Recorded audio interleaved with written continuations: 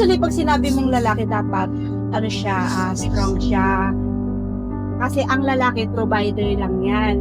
Pero ang nagbubuo ng tahanan, ang babae.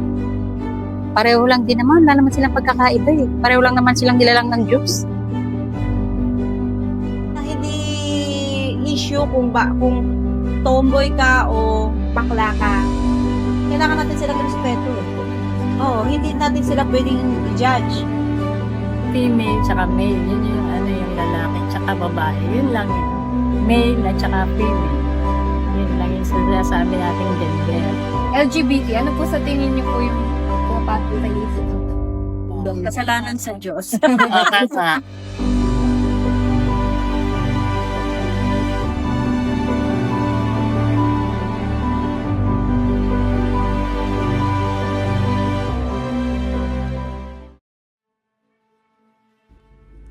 Araw-araw, nakakasalubong natin ng iba't ibang tao. Iba ang pananaw, iba ang kwento, iba ang estilo. Sa kalsada, sa paaralan, sa bahay o sa opisina, may mga kwento na hindi agad nakikita. Pero sa likod ng mga karaniwan nating nakikita, paano natin nauunawaan ang pagkakaiba? At paano natin tinatanggap ang bawat isa kahit hindi katulad ng nakasanayan? You're depriving people, Filipinos who just happen to be LGBT, of their basic rights. Their right to work, their right to study, to receive services from the government, to access public and commercial establishments. That's number one. Number two, we want to send a message to society that it's not okay to do this. You know, for the longest time, these behaviors have been institutionalized na eh. And I feel that those who are against anti-discrimination are actually in favor of discrimination.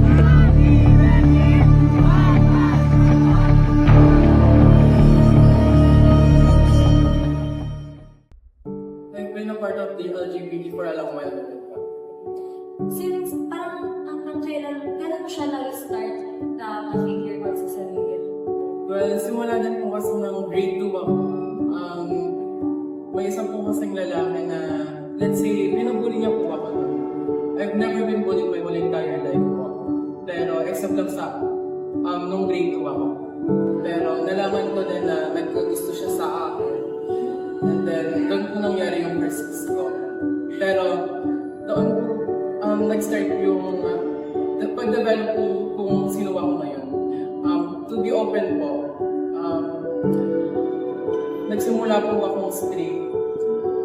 Since nagkagusto ako sa isang babae na Donna yung pangalan. And then, after po ng first kiss na yun, doon ko na po pinasyon yung sarili ko kung gay po ako, kung ano po talaga ako. Up until nung high school, naging bisexual ako. And now na, alam ko na po talaga kung ano yung sexuality ko, I'm proud to say na pansexual po ako. And when it comes to identity, gender fluid po. Ayon sa The Washington Stand, mula 11% noong 2015, umakyat sa 26% noong 2021 ang bilang ng mga estudyanteng hindi nag-identify bilang heterosexual. Ipinapakita nito na mas marami na ngayon ang bukas na ipinapahayag ang kanilang tunay na identidad.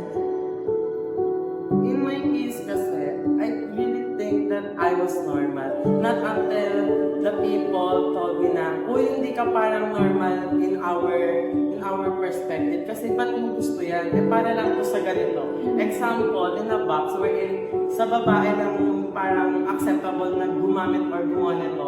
Nung ginagawa ko siya, feeling ko normal yun. Pero nung nag-start na pumasok yung opinion sa akin ng mga tao, dun ko naisip, ay, hindi pala yung normal. So, napapaisip ako.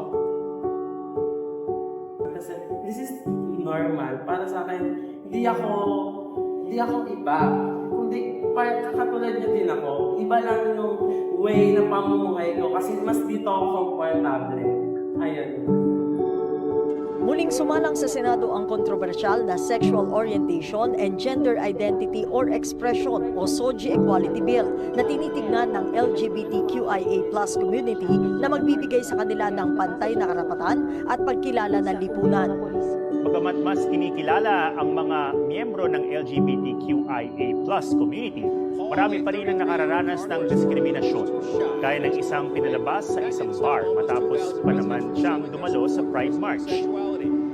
Nag-text ako, sabi ko, Pops, pagbalik mo may sasabihin ako. Tapos, ang sabi ni Papa, na bakla ka. Tapos, tumango ako.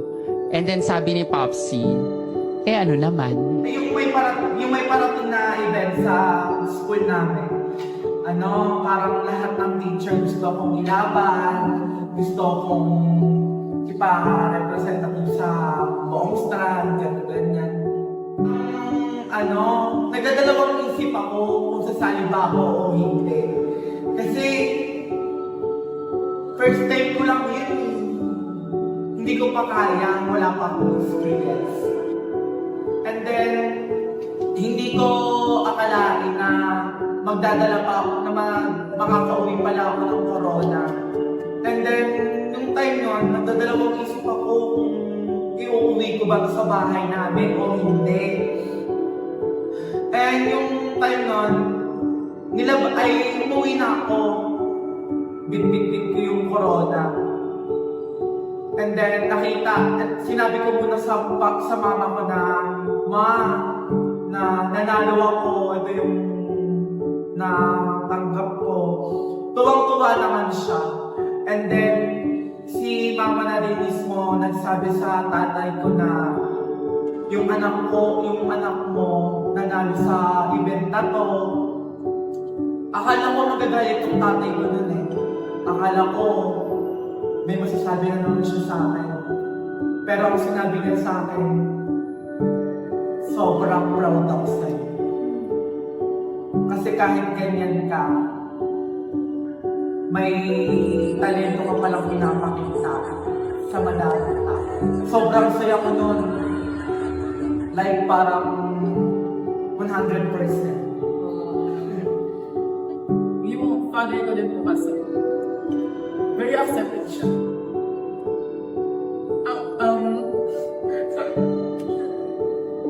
Sobrang understanding niya sa akin.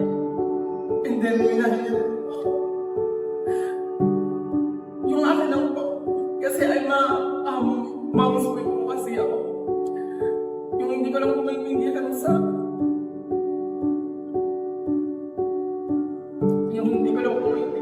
mother ko.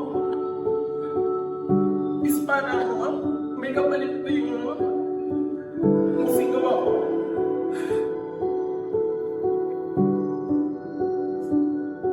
Kasi takot po ako na maging failure sa kanya.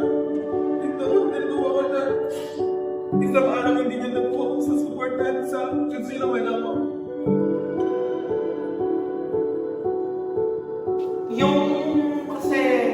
Ang una talagang tumanggap sa akin ng nanay ko eh.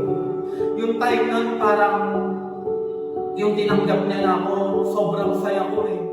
Sobrang dami ko din pinagdaanan. Marami akong naranasan, pangungya. Dahil kasi that time, pagpupunta ako ng school, doon ako nag-make up. Tapos, pag-uwi ko ng bahay, tatanggalin ko. Ayoko nang may nasasabi ang pamilya ko sa akin. Nung nalaman kong bakala na ako, siguro mga na ako ng elementary, grade 6. Nung lumaki na ako, doon ko na hindi kaya ilabas yung nararamdaman ko sa sarili. Kasi ang hirap talaga.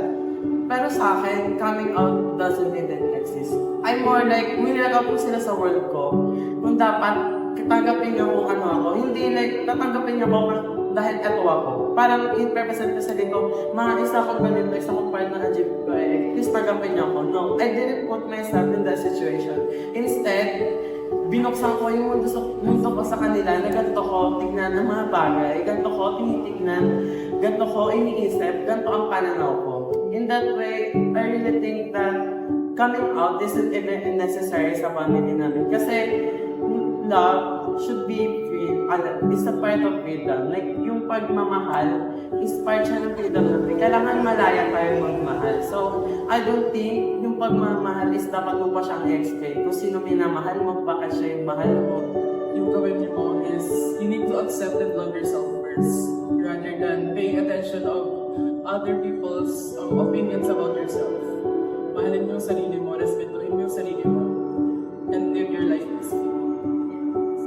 Yung talagang yung time na lalabas ako ng bahay, parang hinahayaan ko na lang talagang nasa, kumbaga parang hindi lang talaga may iwas yung mga Pilipinong ganon, na may makisabi sa akin. And then, kahit anumang sabihin nila, tinanggap naman ako ng may bunga sa puso ng aking pamilya. Ang dokumentaryong ito ay nakatuon sa LGBTQIA+ community sapagkat sila ay kabilang sa mga madalas maapi at hindi napapakinggan. Isinusulong ni Senador Bam Aquino ang mas mabigat na parusa sa hate crimes laban sa lesbian, gay, bisexual, and transgender o LGBT community. Ito ay matapos ang pagpatay sa isang transgender woman sa Olongapo City. Depriving people, Filipinos who just happen to be LGBT of their basic rights, their right to work, their right to study. Bagamat ang gender inclusivity ay para sa lahat at nagsusulong ng pagkakapantay-pantay, may mga boses na nananatiling nasa gilid lamang.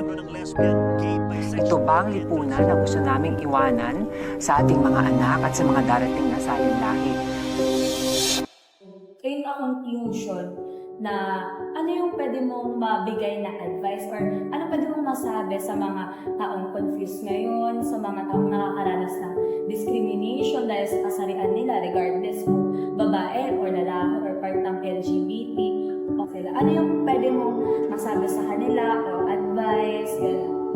Siguro, ang ma-advise ko talaga is parang magkaroon ka ng identity na ikaw lang yung nakakaalam. And siguro, huwag mong i-rush yung sarili mo na mag-come out ka or like i-open mo yung mundo mo sa kanila. Kasi you got nothing to lose. And bata pa tayo. Parang in a way, sana hindi tayo nagmamadali. Kasi the only thing that matter is you. Sana kung may mawawala man sa buhay mo, siguraduhin mong hindi ikaw yun.